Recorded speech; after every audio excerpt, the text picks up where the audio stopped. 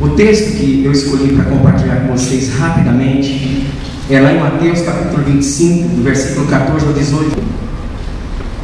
A lição básica que nós vemos aqui da parábola dos 10 talentos é a produtividade. Vamos chamar produtividade a uma vida vitoriosa, uma vida de transformação, de caráter, ou de aquisição de virtudes nas nossas vidas. Enfim, a produtividade na vida do cristão depende do tipo de relacionamento que você tem com o seu Senhor. Os 2 primeiros servos, eu vou me ater a esses 3 servos, porque o horário está avançado e eu não quero me estender muito, mas que vocês prestassem minha atenção aqui comigo. Os 2 primeiros servos da parábola tinham uma relação de amor e confiança com o seu Senhor, para com o seu Senhor.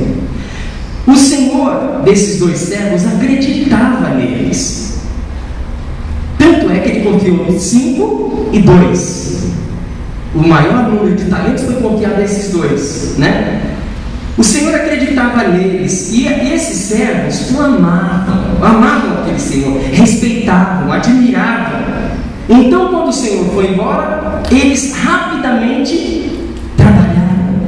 Eles não comeram o pão da preguiça, eles trabalharam, correram, foram lá, negociaram, né? Mas essa produtividade, esse ânimo, essa virtude estava ligada ao relacionamento que eles tinham com o Senhor. E quando o Senhor voltou, eles tinham o dobro como fruto do trabalho de suas mãos. Tudo que nós podemos fazer para o Senhor, nós devemos fazer para honrar a Deus. Mas a produtividade desses 2 servos estava ligada com o relacionamento de amor que tinha com aquele Senhor, com o seu Senhor. Diferentemente do terceiro, que era completamente diferente. O terceiro servo era o que me passa o texto, era um servo amargurado, ressentimento, parece que ele tinha ódio no coração. Ele saiu com aquele único talento, foi lá, abriu uma corda e jogou lá, acabou. E toda essa amargura pode ser resumida nos versículos 24 e 25 desse capítulo do livro de Mateus, que diz: chegando por fim o que receberam um talento, disse: Senhor, sabendo que és um homem severo, que ceifas onde não semeastes e ajuntas onde não espalhaste, receoso, escondi na terra o teu talento. Eis aqui o que é teu. Um servo com medo nunca pode ser produtivo. A primeira coisa que nós precisamos para sermos produtivos é nos sentirmos amados por Deus, é nos sentirmos aceitos. Um fruto do sentimento maravilhoso é sentir-se recebido no reino, aqui na nossa igreja. Isso aumenta a nossa produtividade. E essa parábola encerra uma das mensagens mais solenes que o cristão precisa entender: o tipo de relacionamento que você tem com Deus.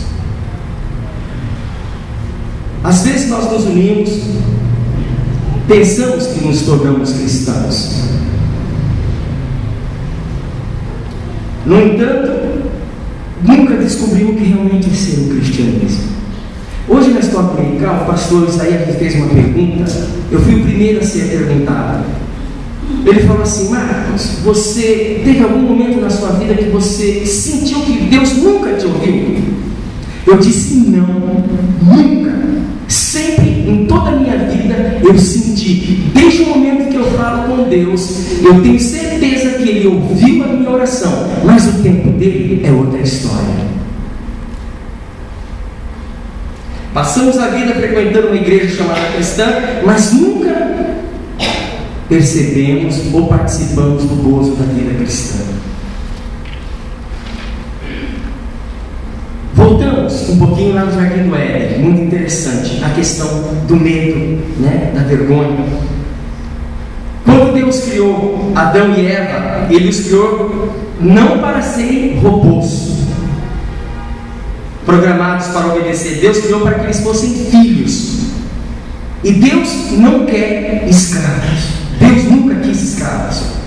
Deus quer filhos. Ele tem filhos, seres humanos, realizados, valorizados, amados, compreendidos. Se olharmos para a palavra de Deus, veremos que o relacionamento que Deus teve com Adão e Eva foi maravilhoso no início, no princípio de todas as coisas. Era um relacionamento de pai para filho. Todos os dias Deus chegava no jardim do Éden e eles se jogavam nos braços do pai. Todos os dias eles tinham aquela relação de confiança, de amor, de companheirismo. Sabe quando apareceu o medo?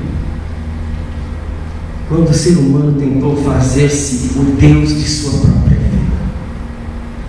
Quando ele usou mal a liberdade que Deus lhe confiou. Porque parte do amor de Deus é a liberdade. Nós temos liberdade de irmos e virmos, de escolhermos este ou aquele. Deus nunca poderia dizer: eu amo meu filho, se ele não desse a liberdade para esse filho. Nunca Deus poderia dizer: eu amo meu filho, se eu tivesse criado sem liberdade. A expressão do seu amor era liberdade. Liberdade para fazer o bem, liberdade para fazer o mal. Tudo que o ser humano pode fazer. Muitas vezes, às vezes a gente pergunta: por que Deus, se Deus sabia que o homem ia pecar, por que ele colocou no jardim do Éden a árvore do conhecimento, da ciência do bem e do mal? Por que ele colocou a possibilidade do mal? Deus, ao criar o mundo, se não tivesse colocado o homem a possibilidade do mal, o ser humano não seria livre, não seria humano, não seria um ser humano escravo do bem. Ele seria unicamente, porque não existiria a possibilidade de ser mal. Ele não teria liberdade, não poderia escolher, seria como um animal dominado pelo instinto. Mas Deus nos deu o livre-arbítrio. Foi por isso que Deus criou o ser humano livre. Mas quando ele usou mal a liberdade, o texto bíblico nos relata lá em Gênesis capítulo 3, versículo 8, que quando ouviram a voz do Senhor Deus que andava no jardim pela viração do dia, esconderam-se da presença do Senhor Deus, o homem e a sua mulher, por entre as árvores do jardim, porque eles estavam com medo, eles tinham pecado. Então veio a grande pergunta que vemos no verso seguinte, no capítulo Gênesis 3 e 9. E chamou o Senhor Deus ao homem e lhe perguntou: onde estás?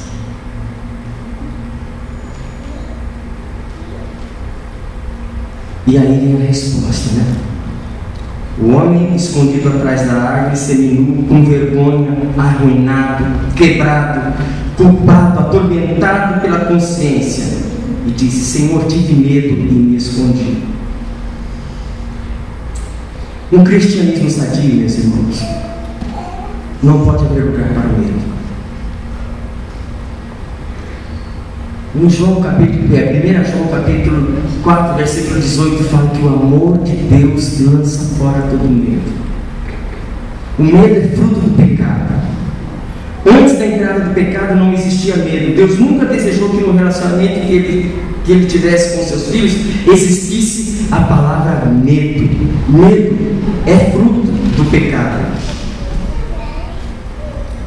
E o que acontece nos nossos dias, porém? Em nome de Deus, em nome da religião, muitos líderes religiosos estão criando religião do medo, ensinam a temer a Deus, ensinam a ver Deus como se fosse aquele Deus mau que estivesse no seu trono com o cajado esperando que alguém pecasse para que ele viesse aqui e castigasse. Desde criancinha crescemos com esse conceito: se eu for bom, Deus me ama; se eu não for bom, Deus não me ama. Crescemos pensando assim. E vários problemas podem acontecer na sua vida. Você pode perder o emprego, você pode, que nem o caso do Paulo, demorar para ter uma resposta, e aí você vai dizer: estou em pecado, o que acontece? Porque tudo isso está acontecendo comigo, eu fiz isso, eu fiz aquilo, Deus está me castigando. O inimigo é terrível, Satanás é terrível. Quando alguma provação chega à sua vida, quando surge algum momento difícil, imediatamente ele faz você lembrar de todas as coisas que você fez lá atrás. Ele é o nosso acusador. Ele fica te acusando das coisas erradas que você fez no passado. E que conclusão que muitas vezes nós chegamos? Deus não me ouve, eu não valho nada, Deus está me castigando, não posso nem orar, não posso fazer nada, porque eu sei que Deus não vai me ouvir. Não vou orar, deixa eu te acreditar. E esse terceiro servo, ele era desse jeito. Ele não sabia que ele tinha medo de Deus, ele não sabia que ele tinha medo daquele Senhor. Ele pensava que ele era mais um servo, mais um membro da igreja. Ele não sabia que odiava o seu mestre.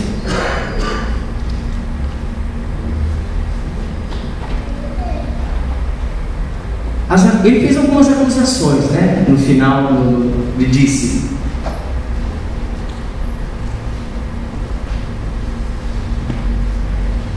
na sua opinião, esse Senhor era injusto. Por que era injusto? Porque ele colhia aonde não havia plantado, ele cobrava o que não havia semeado. Então o receoso escondido, mas está aqui por falar.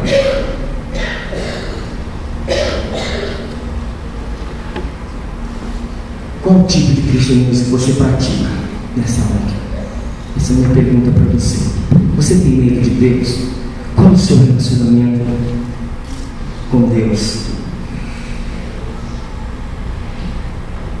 Você tem medo de Deus? Ou você é atraído pelo seu maravilhoso amor? Que tipo de cristianismo te ensinaram? Como você vê a sua vida hoje diante de Deus? Você está para os dois servos que negociaram, que fizeram a vontade do Pai porque amavam a Deus? Ou você era o terceiro servo? Aquele servo, ele comeu o pão da preguiça, né? Ele foi preguiçoso.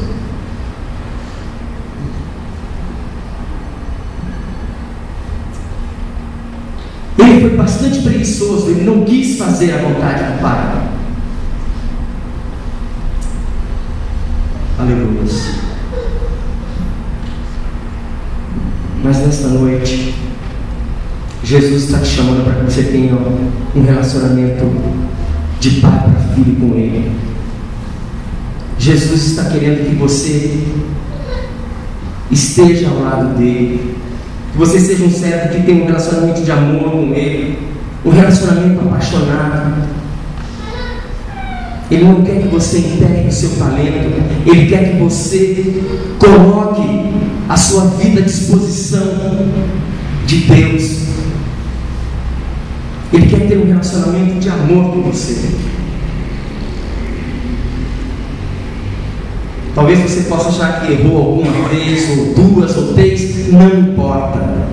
Esqueça o passado. Nessa noite Deus está convidando você a ter um encontro real com Ele.